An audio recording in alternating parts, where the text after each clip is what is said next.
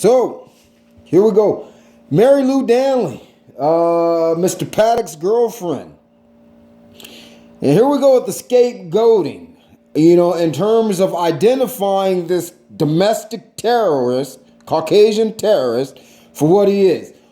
Unfortunately, for the young Filipino, or the middle-aged Filipino woman, you're about to be made a scapegoat of.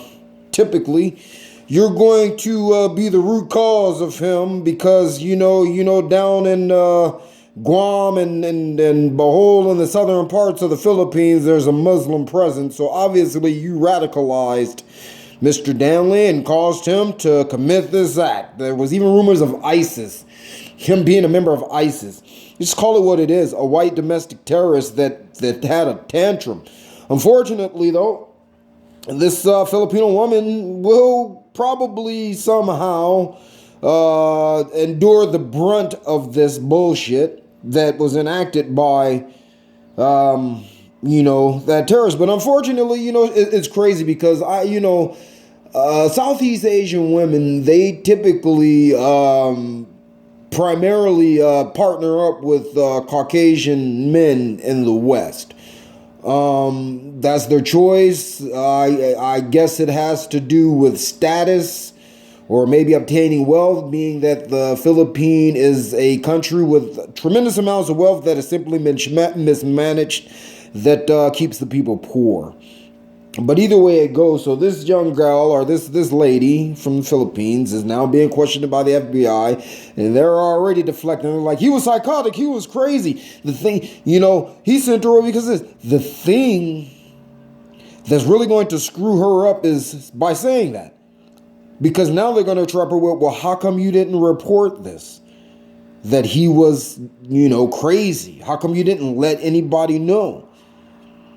And this is typically what a lot of, foreigners fall for in America, that aren't native born here. They find themselves in these situations and they've, pretty much benefited from, the white power structure. So they tend to forget that although you are, reaping benefits that other Americans aren't having, you're still not white.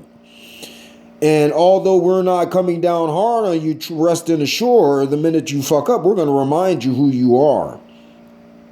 So unfortunately, Mrs. Danley is about to catch a shitload behind her affiliation with the Caucasian terrorist, Stephen Paddock.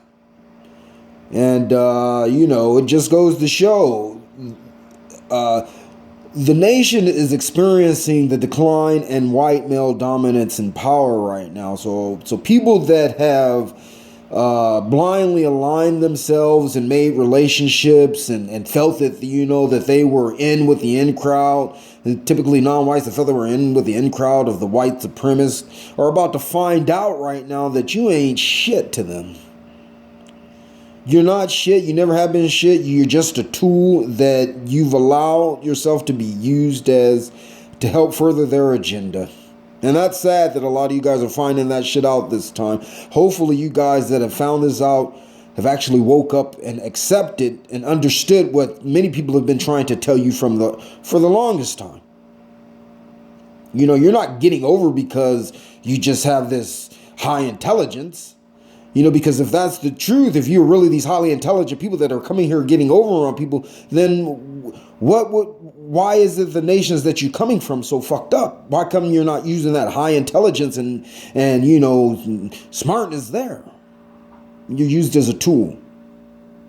And you'll be used as a scapegoat as well in terms of having to suffer the consequences of when you affiliate yourself with whites and they go out and do things, terrorist things, and, they're going to protect that white guy, Stephen. He must have been radicalized by this Filipino girl. She must have changed his view on this for him to go do that. That just couldn't happen. Anyway, food for thought.